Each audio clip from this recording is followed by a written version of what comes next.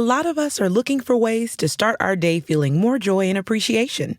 And while some of us write gratitude lists or do yoga, others pour themselves a bowl of their favorite cereal, Honey Nut Cheerios. Because not only are Honey Nut Cheerios delicious, they can help lower cholesterol as part of a heart-healthy diet. So maybe the secret to a great mood all day is a little yoga, then writing your gratitude list over a bowl of Honey Nut Cheerios. Learn more about a heart-healthy lifestyle at Cheerios.com. Check out the latest footwear innovation from Adidas, the Adizero Adios Pro 2, which features carbon fiber energy rods that are both lightweight and precisely tuned for a more anatomical transition. Everything from the ultra-light polyester upper to the re-sculpted midsole and the reinvented outsoles are designed for speed. Visit adidas.com to learn more today.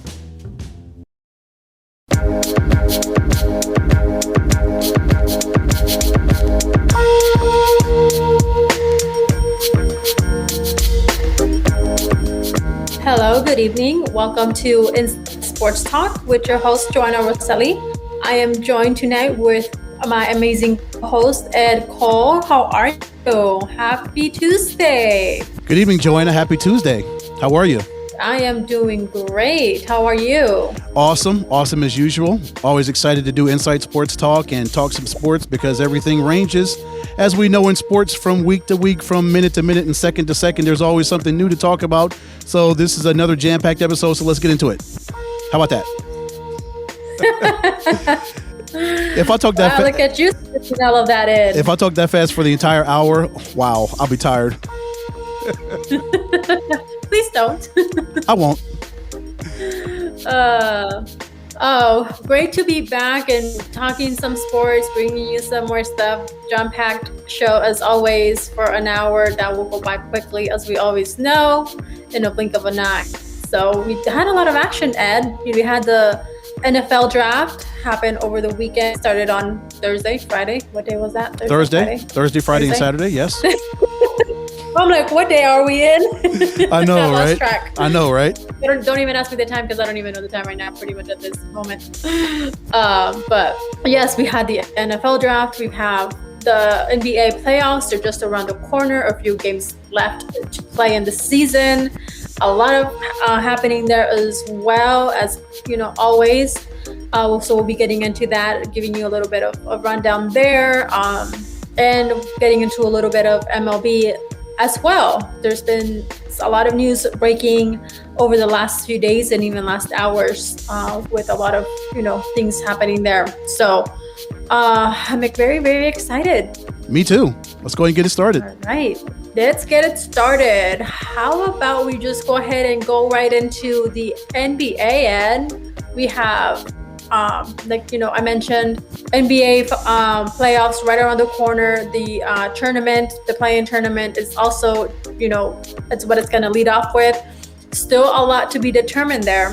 I mean, we have teams fighting for number one spots, and which we'll get into here a little bit here shortly, with those teams fighting. And it's just right now, it's anything can happen. As we talked in our last show, it's just all these, positions, all these rankings, they're up for grabs.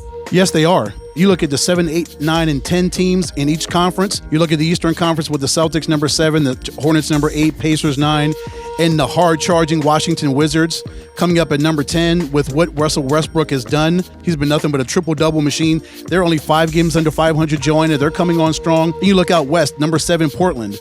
Golden State's number 8, Memphis is number 9, and San Antonio's number 10. But Portland's a game behind the Lakers. The Lakers, the world champions, Joanna, they're in fear of dropping into number 7. If that happens, they'll be in the play-in tournament. The champs will be in the play-in tournament. And it's bad enough that they're going to miss LeBron James for the next 2 games because he re-aggravated his right ankle. So things aren't really rosy in Lakerland, even though they did have a big win the other night against Denver. That was a good pick-me-up win for them, but they're not where they really want to be at 37-28. Dallas is right at number 5. They have the same exact record, but they have the tiebreaker over the Lakers because of their head-to-head record this year. But this should be a crazy rush to the end of the season. Definitely. We have the Phoenix Suns and Utah Jazz. Let's start out off at the Western Conference. Mm-hmm. We have them battling for number 1. Right now, Phoenix Suns is at 1, just barely there.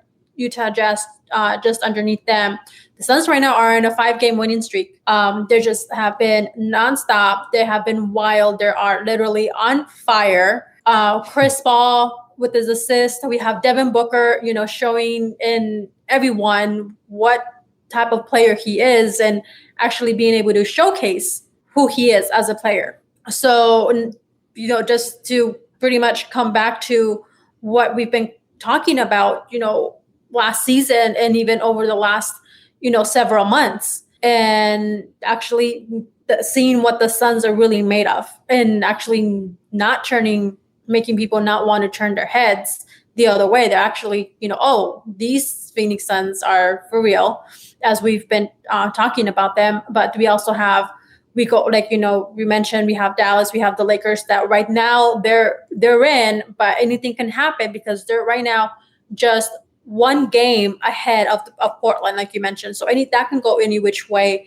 We have just, very, very few games left in the season. So if it would end today, per se, as for the play-in tournament and going into the playoffs, the play-in tournament would be Memphis and San Antonio Spurs, Portland Trail Blazers, and Golden State Warriors. So, and then that would bring in the Lakers, that would bring in Utah, Denver, Dallas, Clippers, and the Phoenix Suns. Right now, we also have teams that are facing injuries, Ed. So, as bringing that into the conversation, as far as the Western Conference, we have LeBron. He's out. Mm-hmm. So he's expected to be out a couple of games. He's older as well. So as you get older and, as we get older, we have injuries. It takes longer for recovery. So that's one of the things that we have with LeBron, not as easy to bounce back from these injuries.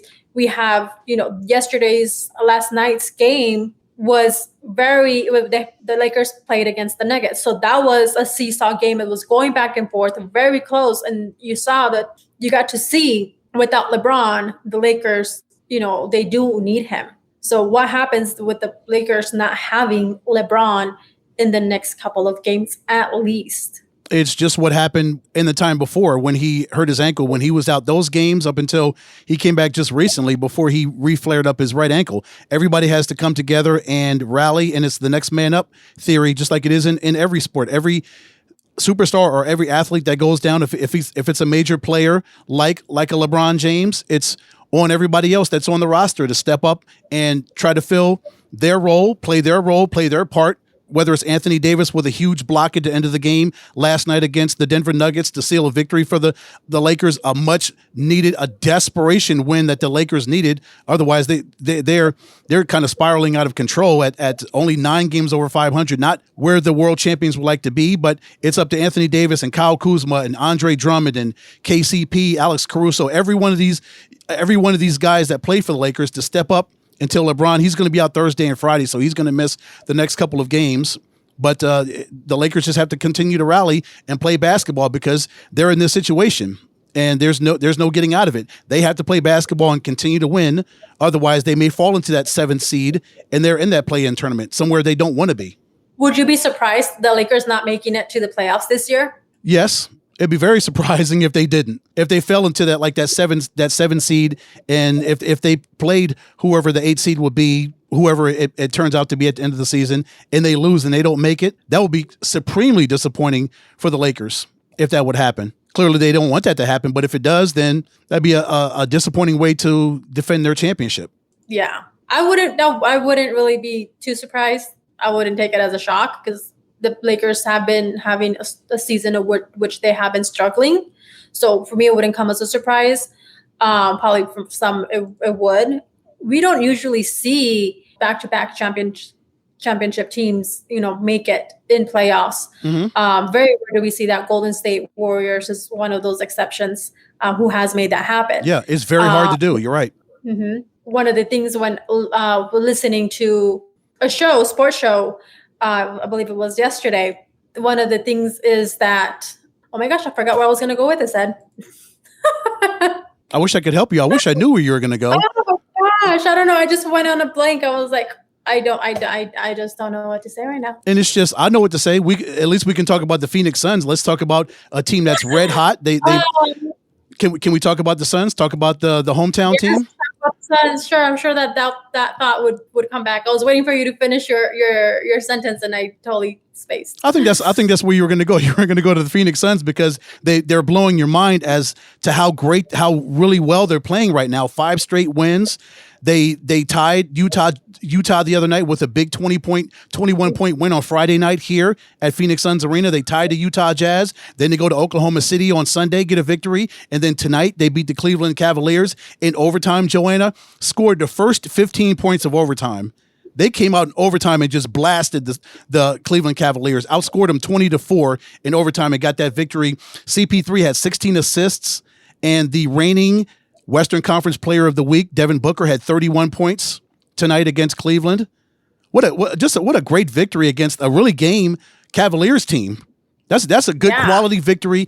And considering the Suns, 7 of their last 9 games, Joanna, are going to be on the road. So this is the ultimate rush for them to the playoffs. If they can survive all these road games and they are in upright position and this is also a great thing for the Suns. They've been relatively healthy all season long. Have they had a major injury like the Lakers have or other teams that are contending for playoff spots like the Sixers when Joel Embiid went out, or the Brooklyn Nets when you've got KD out one night, Kyrie Irving out one night, James Harden out one night, when the Milwaukee's got Giannis was out for 6 or 7 games consecutively? They've been really healthy all year. No major injuries, knock on wood. Right. And then, we do have here coming up for the Phoenix Suns, they play the Hawks, Wednesday night. They play the Knicks 2 days from then. And then following that, they have another small break, which then they play the Lakers at home. So they have, these teams that it's all going to make a difference. Sure. Whether they win or lose. Following that, they have the Golden State Warriors. Then they play Portland, San Antonio back. Actually, no, that's where it ends. Excuse me.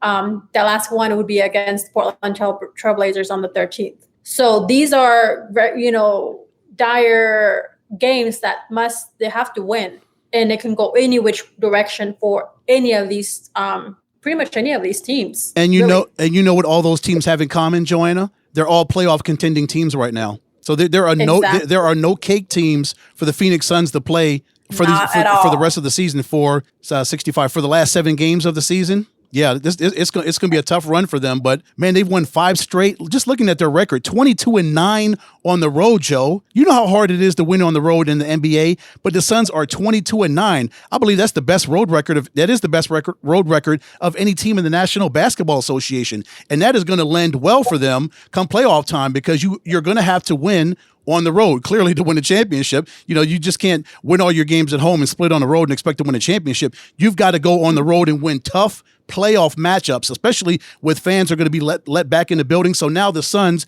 know what it takes to win on the road, Joe. They've won 22 of 31 on the road. So that is going to lend really well for them going into the playoffs. And 47-18, how proud are you of this basketball team with everything that we've all suffered as Suns fans for the last decade, for the last 11 years since they made the playoffs? They are now number 1, tied with Utah in the Western Conference. They're going to make the playoffs, and this is a team that can make a run in the West. Can they not?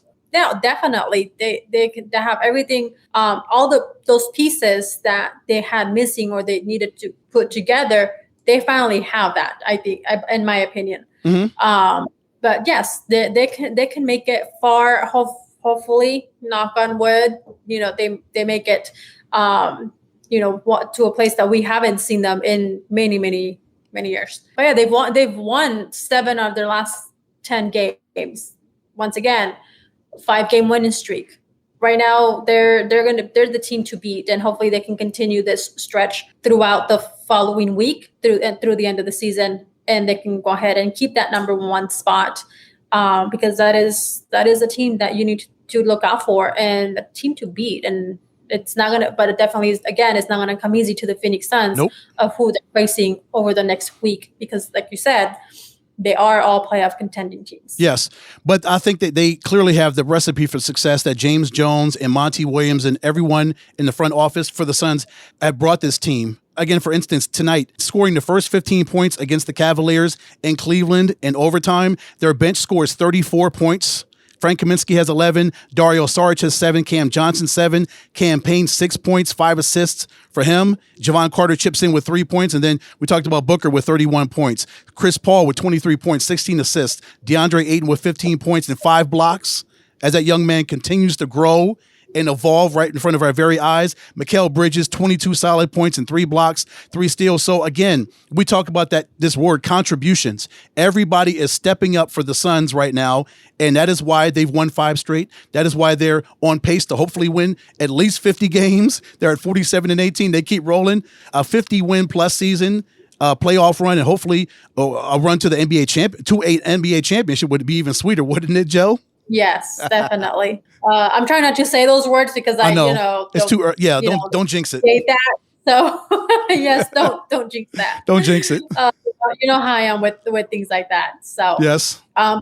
Just needless to say, the Phoenix Suns right now in the conference, they're 27-10. Yes. So being that they're going to face a couple of those teams coming up here in this last final stretch, that hopefully the Suns come on top and they can maintain their number 1 spot and go past the Utah Jazz. But everyone right now, it's, do or die. And the reason why the top 4 teams in the Western Conference are where they are is because of their conference record. You talked about the Suns, 27-10. The Jazz are 23-12 in the Western Conference.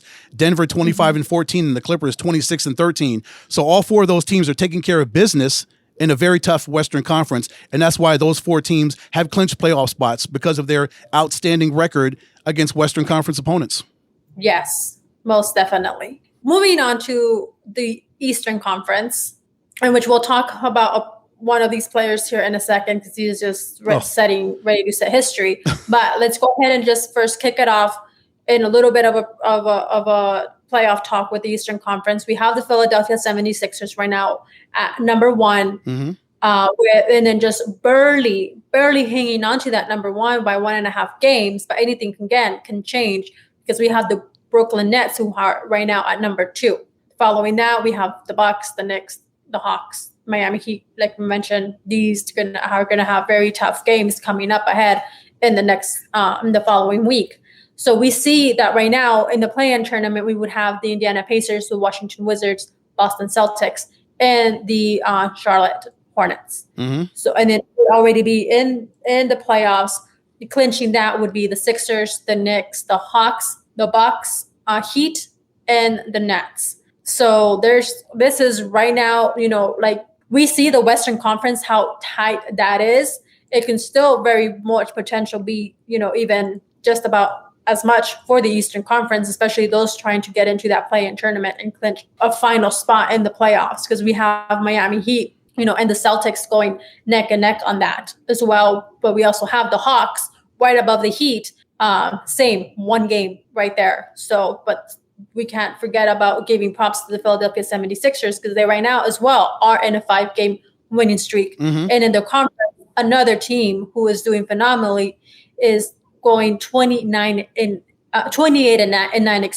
while the Brooklyn Nets, even though they are a great team and the caliber and what they have and put together, they are only right now at 23-16. So that has turned for the Nets, and they are on a losing streak of 3 right now. Yeah, and 2 of those 3 happened in Milwaukee against the Milwaukee Bucks as the Bucks beat them, won the second of 2 games tonight. They beat them 124-118. Giannis had 36 points. He had 36 points for Milwaukee. Chris Middleton had 23. Drew Holiday had 23. They won both of those games in Milwaukee over Brooklyn. Kevin Durant had 32. Kyrie had 38, but you mentioned the Nets on a 3-game losing streak, but give the Milwaukee Bucks credit for getting those 2 wins, both of those 2 wins, critical wins over the Nets in Milwaukee. Now they're 3 games behind the Sixers. They're a game and a half behind Brooklyn. So this thing continues to get tighter and tighter as these teams are jockeying for position. Milwaukee 26-11 in the Eastern Conference. They're 10-0 in their division. So Milwaukee, say what you will about what they do during the regular season. They're always a really good regular season team, Joanna, but let's see what happens once they get to the playoffs. Now that they have clinched a playoff spot, is this a team that can turn it on in the second season, in the postseason, and actually make a run at an NBA championship? Because we know over the last couple of seasons, they've had the best record in the NBA, but did nothing in the playoffs. They're a Jekyll and Hyde when it comes to regular season and postseason. Yeah, they've been at that very, like you said, they've been in that cusp where you think they're going to make it and they just fall short. And it's just to that, just by so little. Yep.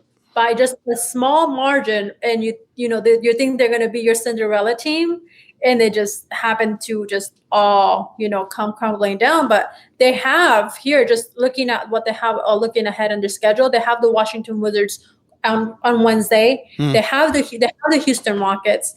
Then they have it's going to be a tough team to beat because we know how the San Antonio Spurs are, especially when it's that playoff time. Yes. So. Then they go on and play in Orlando. Then they have the Pacers. So another, playoff contending team there. Right. So it's not gonna be coming easy to the Bucks. So this is going to be a very challenging time, and this is where they're going to have to step it up. But not only here, but if they are able to go ahead and clinch a playoff spot, and go into that, then they have even more to prove because that's only going to get tougher. It always gets tougher toward the second season when, again, everybody is fighting for position. They're jockeying. As you mentioned, the Heat are just a half a game ahead of the Boston Celtics. Boston would love to jump over into number 6, knock Miami down, so they're in the play-in game. They don't want to be in that play-in tournament against Charlotte, nor do the Indiana Pacers want to face the Washington Wizards with that guy who's about to create history, that guy Russell Westbrook. I think that's the guy that we're going to talk about in the next segment. This guy who just... 12 years into the NBA, Joanna, and he is just a triple-double machine. What Russell Westbrook is doing in his career is just, it's mystifying. It really is. He's doing it every single night for the Wizards. And he is. But before we get ahead of ourselves, Ed, I want to go ahead and still go into talking a little bit about the Nets and the 76ers going into the playoffs. So we have the Nets. They're not going to have it easy in the following week because they play. Here we go. Dallas, they play Denver, they play Chicago, then they play San Antonio, we have another playoff contention teams, and they're playing Eastern and Western Conference, so that it's gonna be even more imperative that the Nets win these games because it's gonna be even more of a closer draw for them to whether they stay where they are at, whether they drop or they come up to number 1. And it's tough, Joanna, because they're in the middle of a road trip. Obviously, we talked about the 2 games in Milwaukee that they lost to start the road trip. And before that, they lost to Portland at home by 19 points to the Portland Trailblazers. Thursday, they're in Dallas. Saturday, they're in Denver. And then next Tuesday, they're in Chicago. So they're in the midst of a 5-game road trip, again, against Dallas and Denver, 2 playoff contending teams, the Chicago Bulls. And then they end with the Spurs, the Bulls, and the Cavaliers at home. It's a very, very pivotal moment for the Nets, but also the Sixers, because as you look ahead on Wednesday, they face Houston, then they go on to New Orleans, the Pelicans. Then you have the Detroit Pistons. Following that, you have the Pacers and then the Heat. And then they actually do play on the 14th as well against Orlando. Yeah. So here we go again. This is going to be, it can go any which way. Sure, it could. So if you think that, by now, this is something that we typically see in the playoffs, you can see a team where it's going to land. Yes, even though they have clinched a spot, but you still have where everyone's going to lie. Is it going to be number 1? Is it going to be number 2? And then from there, who's going to play whom? So, because we still have those that, okay, are they going to be in the play-in tournament, or are they going to go ahead and be able to clinch a playoff spot? There's still a lot of moving pieces. It is. It's a whole lot. And the Sixers, of course, want to continue to win, irregardless of what the Nets are doing right now with their 3-game losing streak. The Sixers have to continue to win. And, of course, they want that coveted number 1 spot. It's an easier road to the NBA Finals, of course, when you've got that number 1 seed. And it's when you'll have the majority of your games at home, you'll have the home court advantage at Philadelphia with the fans there. It's really crazy.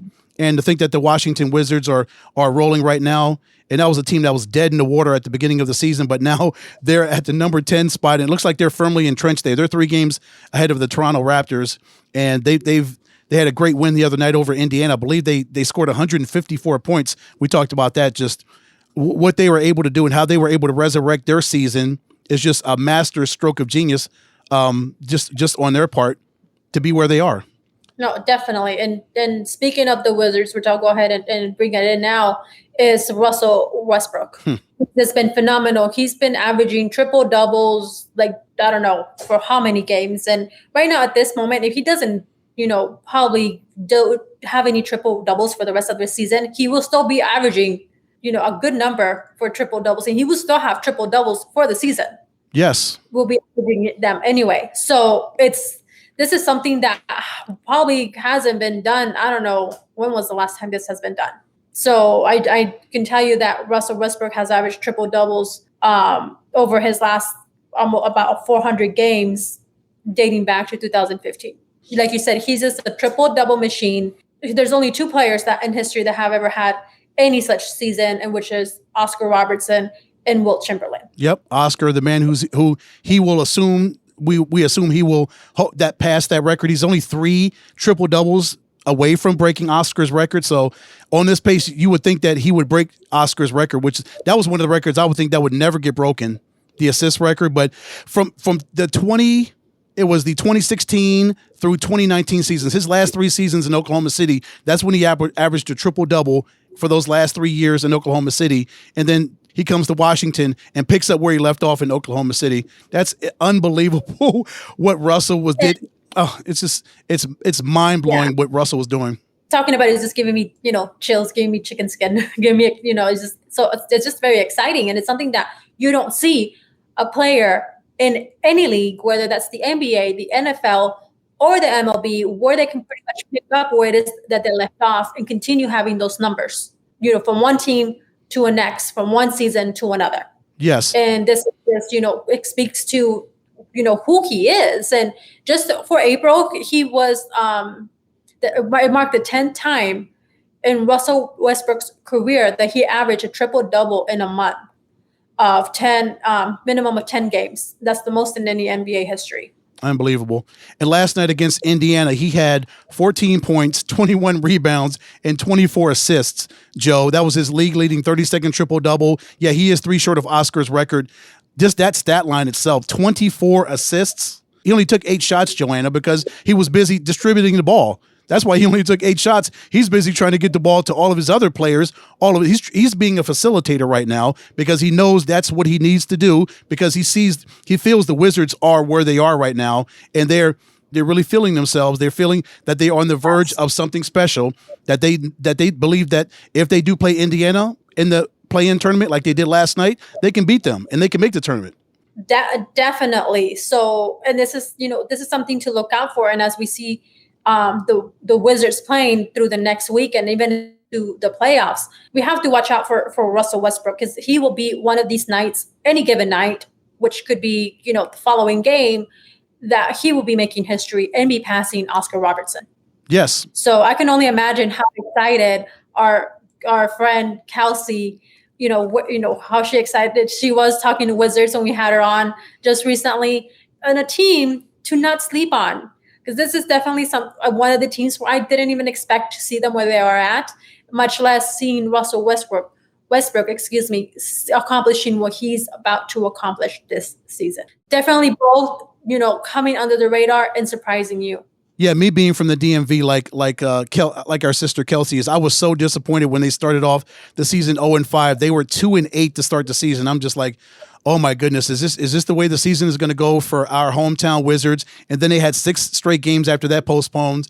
And then after those postponements in the beginning of the season, Joe, they lost 4 more in a row. So they were I believe they were like 3-12 at some point in the beginning of the season. And I'm just sitting there like, oh, I know my people back home have got to be so upset at the way our Wizards are playing, but my goodness gracious, have they not turned it around? And Scott Brooks has done a phenomenal job in getting his team turned around. And of course, he's got so much talent there with Bradley Beal and Westbrook. And if he does break the record, they're going to go on a 5-game road trip, so it's not going to be easy for the Wizards as well. They have to go to Milwaukee tomorrow night, at Toronto on Thursday, Saturday at Indiana, so they have a rematch with the Pacers. Then next Monday and Wednesday, they're in Atlanta for a 2-game set. So he could possibly break the record in Indiana on Saturday night. He could break Oscar's record on Saturday night. Yes, so that's going to be a little bit challenging, definitely for the Wizards, because like you mentioned, we have the Bucks, they have They have Toronto, they have the Pacers. So it's, just like any of the others that we've mentioned, it's going to be very important to keep an eye on this team, and definitely keeping an eye on Russell Westbrook. Yes. As the season comes to an end here shortly. Yep, because the play-in tournament starts on May 18th. That is in 2 weeks from today. Yeah, 2 weeks from today. It's all going to kick off with these 7, 8, 9, and 10 teams. It's going to be so much fun. I'm excited. Yes, most definitely. I am excited too, and I'll be trying to tune in as much as I can, and seeing Russell Westbrook make history one of these nights soon. Yeah, because he is exciting. He is a box office draw. It's must-watch TV when Russell Westbrook and the Wizards get on the court. And again, me being from back there in the DMV, I'm so excited that the Wizards are playing where they are right now, as opposed to being in the cellar of the Eastern Conference. They're actually competing for a playoff spot. It's really exciting, and I know everybody back home is excited for the Wizards to see their rise up, and let's hope they make the playoffs. It'd be great to have them in there. A lot of us are looking for ways to start our day feeling more joy and appreciation. And while some of us write gratitude lists or do yoga, others pour themselves a bowl of their favorite cereal, Honey Nut Cheerios. Because not only are Honey Nut Cheerios delicious, they can help lower cholesterol as part of a heart-healthy diet.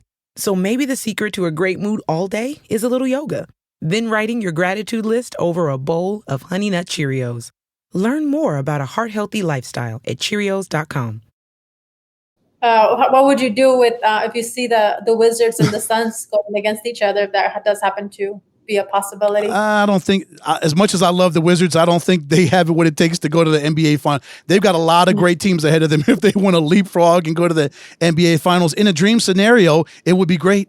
It would be great to have the Suns and the Wizards in the NBA Finals. But I honestly, I don't think it's going to happen. Can they? What would you do if it did happen? If it did, I would. Ed, you're avoiding the question. Okay. In a dream world, would it occur? What would you do? What would be going through your emotions and your mind and everything? I wouldn't even know who to root for. I'd be so conflicted. It'd be so. Gosh, I wouldn't even know who to go for. I'd want. So in other words, it would probably be me, as I was with the Cardinals and the Packers situation. Yes, you would. It would be like you when the Bucks and the Packers played in the NFC Championship. Oh yes, that oh my goodness. Yeah, you were a wreck that day. A rush of emotions, Ed. Yeah, yes, exactly. You were an absolute wreck that day. Yeah, I was. Truth, yeah. I was. Mm-hmm. Speaking NFL, you catch the NFL draft, then? Of course, yes. So a lot has happened. There were a lot of things went down with the draft. So I want to go ahead and kick it off. What was your most surprising out of the draft for you, Ed? Well, at least for the Cardinals, the fact that they had so much talent out there from a wide receiver standpoint that they could have picked from. I think the young man that they picked, the young man from Tulsa, with their first draft pick, I think he's going to be a solid linebacker, because I know they've got some fluctuations as far as their linebacker core is concerned. But getting Zaven Collins from Tulsa, I think that'll be a good addition for them, because Hassan Reddick he moved on to the Carolina Panthers. We don't know what Chandler Jones, what his situation is going to be from a health standpoint. Will Marcus Golden come back and have another solid season? So there's question marks at the linebacker position for the Arizona Cardinals. So I can see why Steve Keim and the Cardinals and Michael Bidwell took Zaven Collins, the 6'5", 259-pounder from Tulsa with the 16th pick. But I would have thought they would have maybe went after a guy like Kadarius Toney, the young man, the wide receiver from Florida that went to the New York Giants. We don't know what's going to happen with Larry Fitzgerald, whatever he decides to do for his season. But I would have thought maybe they would have wanted to add to their wide receiver core, and Toney would have been out there if they would have wanted to pick him. But they clearly wanted to go defense, and that's why they picked Zaven Collins. Kind of looking down, not surprising, is so many guys that got picked from the Crimson Tide in the first round. Did we not think that we knew that Alabama was going to represent, as they always do every single year? It's unbelievable. They just churn out NFL players, Joanna, and they're successful players.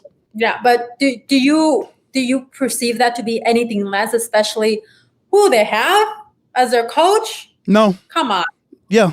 Really? That's what Nick Saban does. He just churns out products. They win championships, and these guys move on to bigger and better things in the NFL.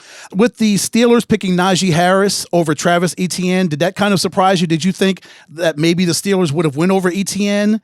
I'm kind of thinking like who would have been a better fit for the Steelers or the Jaguars? I like Etienne going to Jacksonville, obviously because now he can team back up with his teammate again and Trevor Lawrence. He can team back up with him. I like that pick for the Jaguars. Yeah, that was good. What stood out to you like in any of these rounds? In any of these? Oh my gosh, I don't know. The way the first 3 picks came out, I knew that was going to happen. 3 quarterbacks, Trevor Lawrence goes to Jacksonville, Zach Wilson goes to the Jets, Trey Lance goes to the 49ers. So I knew that 3 quarterbacks were going to go 1, 2, 3, and that's exactly how it happened. A lot of people were surprised that the Falcons picked Kyle Pitts, the tight end from Florida, but Kyle Pitts is an absolute monster. He is going to come in there and contribute immediately for the Atlanta Falcons. I love Jamar Chase going to the Cincinnati Bengals. He'll be a great target for Joe Burrow. Joe Burrow knows him pretty well. They played together. I'm just looking over this and I'm like, it was a good draft. But one of the things that I will say that I am excited for in our good and great friend PLR is also because he just went on about it the whole entire weekend is the Chicago Bears. Getting a quarterback, that's something that there was an extreme need for the Bears. Sure. So, yes. Yeah. So, well, hopefully, not trying to jinx anything or whatever, but, that comes out being, a great turnout for the Bears. We've seen how that's been for them these last seasons, and that turns out to be a great success for them. And my good friend James Poovey, one of my fellow broadcasters, one of my broadcast brothers, he talked about he's a huge Denver Broncos fan. So Patrick Surtain II going to the Denver Broncos at number 9, that was another great pick, another great pickup for the Denver Broncos. I loved the way that young man played for the Crimson Tide. He is a shutdown corner. I love the way he plays, and he's going to go to Denver and just destroy opposing wide receivers and whoever he goes up against. I love Patrick Surtain. So yes, JP, yeah, Patrick going to Denver is a really good pick. I'm just looking like in the later rounds. Anything kind of stand out to you? One of the things was how we had like all of the trades within the pick. It was just kind of like boom. Mm-hmm. Like we had the Cowboys, they traded their pick to the Eagles, so then they dropped down. Yes, yeah. So and we had also the Giants, the same thing. They traded their pick to the Bears, which that's where they picked up. That's where they got Justin Fields. Yes. Mm-hmm.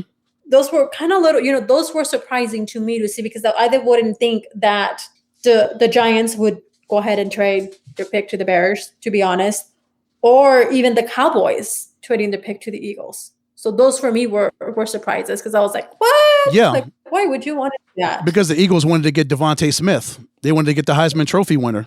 I can see it, but it was just like, whoa, okay. Yeah. So, but I'm just saying, I know what the Eagles wanted, but the Cowboys, like. Why would they do a deal with one of their NFC East brethren, right? Why would you want to do a deal with the Cowboys? Yeah, why would you want to? One guy that I think could. 12, and they ended up getting Michael Parsons. Yes. From Penn State. He has good speed. Oh yeah, Nittany Lion. Yes. They still got someone good and something that they definitely need. But it's just that one for me was definitely a head scratcher from the Cowboys. Mm-hmm. One pick that I liked in the 3rd round is Trey Sermon, the running back from Ohio State, going to the San Francisco 49ers. Another great Buckeye running back. I think he'll do really well with the 49ers under Kyle Shanahan. He's going to fit in there really well for San Francisco. I'm just kind of Amon-Ra St. Brown. I like that. A 4th round pick for the Detroit Lions. He went 7th in the 4th round. He was really solid for the Trojans. So I think Detroit's they got a really good pick, a steal for him in the 4th round. Just want to go ahead and we're talking, and I'm going to go ahead and bring it up. So then we can go ahead into our next segment in here because we're running close on time. So I want to go ahead and move this along with the last segment of our for the NFL that we have here is talk a little bit of Green Bay Packers, talk a little bit about the draft and their selections there because they ended up getting a cornerback, wide receiver, and a couple of cornerbacks, linebackers. So just, to name a couple of, things we didn't, of course we didn't see a quarterback in there, but it seems like they actually have some of the needs met of what, the Packers indeed needed, and something that Aaron Rodgers has been, kind of asking for a little bit. Don't you think? So they needed a wide receiver, like an inside linebacker, an outside linebacker, a defensive end, and a cornerback, and they got a wide receiver, the linebacker, and the cornerback. So they addressed at least 3 of their 5 needs. Mm-hmm. So where does this put now? I'm going to go ahead and take it there. Okay. We're running short on time. So where do, you're my NFL guy here. You dive into it a little bit more than I do. But where do you see the Packers in their draft picks? And where does this put them with Aaron Rodgers? And we'll go ahead and, we see that Aaron Rodgers is now, giving the Packers and trying to divorce them, and how we've just seen how the story has been unfolding and just escalating from day to day to day. With that situation, is there any saving grace by the Packers in their selections by any chance, and maybe trying to be able to retain Aaron Rodgers? Because we see that in the news and what's been transpiring, that Aaron Rodgers doesn't want to come back, and he's not coming back from per sources that have disclosed he's not returning to the Packers. So it's either going to be more than likely, it seems like it's going to be retiring, which that would definitely break my heart, being a huge, not only a Packers fan, but being a huge Aaron Rodgers fan. Well, let me start with you. Give me your feelings. Being a cheesehead, how would that feel for you if Aaron eventually gets traded, or if he does retire? I don't think he's going to retire. He just came off an MVP season, Joanna. He's far from being done. He's not done. So if it's not in Green Bay, it's going to be somewhere else, because he clearly does not want to return to the Green Bay Packers. It started with that Jordan Love pickup, and it got worse because they made some personnel